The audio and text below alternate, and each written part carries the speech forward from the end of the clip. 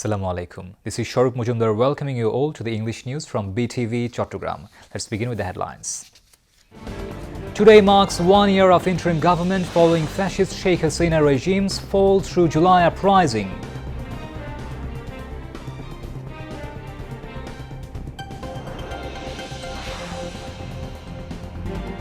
National Consensus Commission to hold discussions with experts next week over ensuring compliance with July Charter.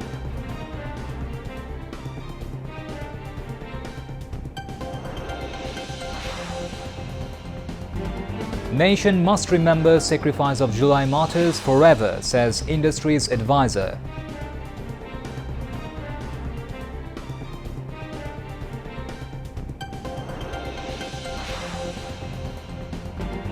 Israel's Security Cabinet approves Netanyahu's plan for military occupation of Gaza City.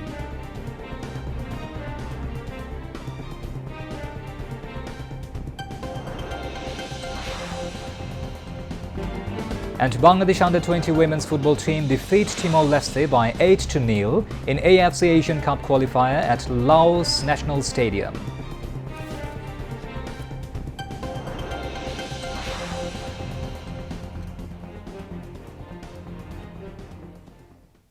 Those were the headlines. Now moving on to the details.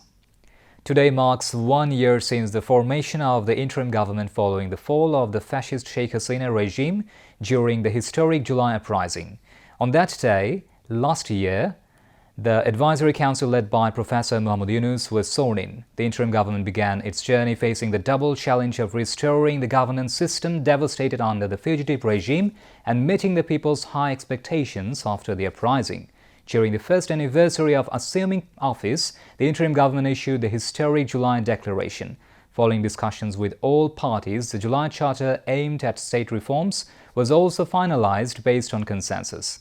Amid various obstacles and limitations, the interim government is working tirelessly to rebuild all constitutional institutions and establish a new Bangladesh under a liberal democratic system.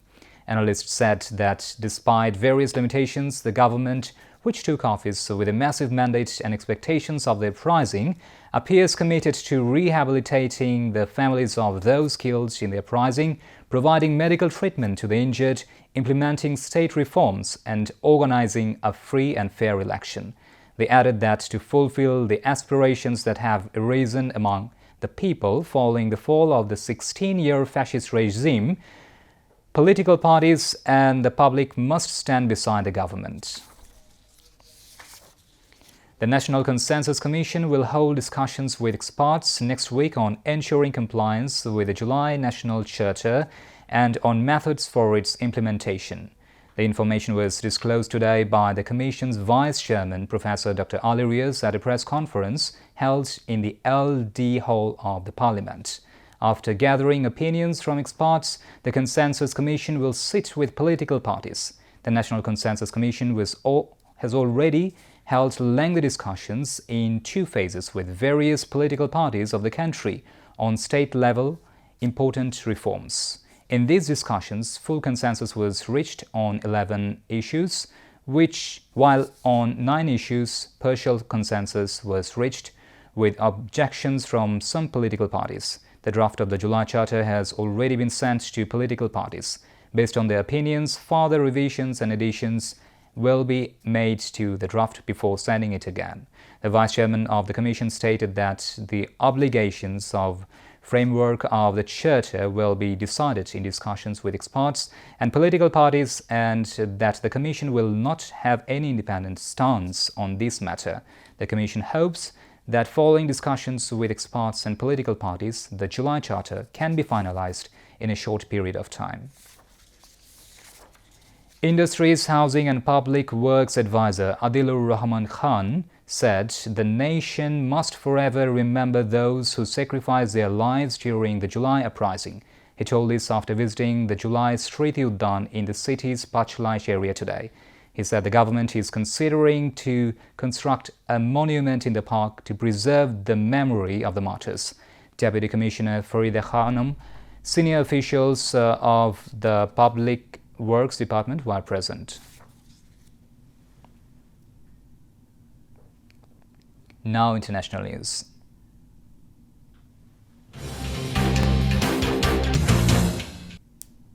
Israel's Security Cabinet has approved a plan by Israeli Prime Minister Benjamin Netanyahu for the military occupation of Gaza City.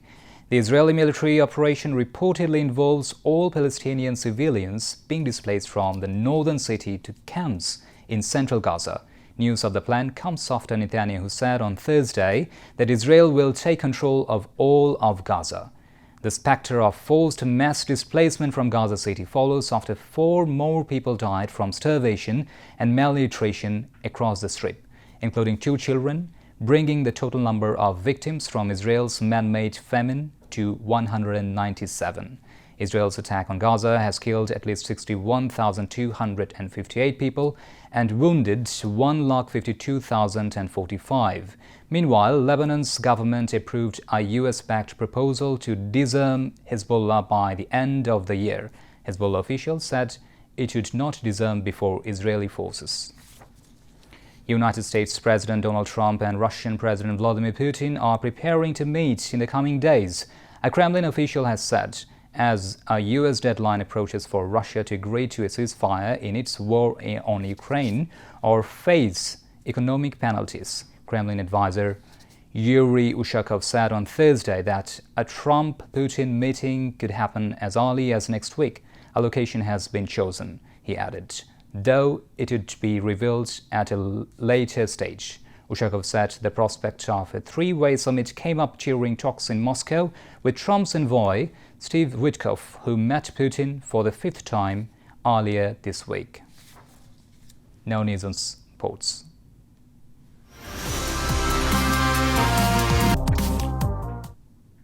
Football. Bangladesh's under-20 women's football team delivered a stunning performance, demolishing Timor-Leste 8-0 in the AFC Under-20 Women's Asian Cup qualifiers at the Laos National Stadium today. Sinha Jahan Shikha opened the scoring in the 20th minute, heading home Shapna Rani's corner. Shanti Mardi doubled the lead from another corner 11 minutes later, her floating set piece nestling at the back of the net after thudding the far post. Centre-back Nabirun Khatun made it 3 from another Shanti delivery 5 minutes later before Trishna got in on the act, trapping in Shagorika's square pass in the stoppage time of the first half. The second half brought more of the same as Trishna struck her second 12 minutes after a restart. Volleying home from a goal-mouth melee, Shagorika got her first goal and the team's 6th in the 73rd minute, skipping past a defender and rounding off the keeper after being fed with a throw goal.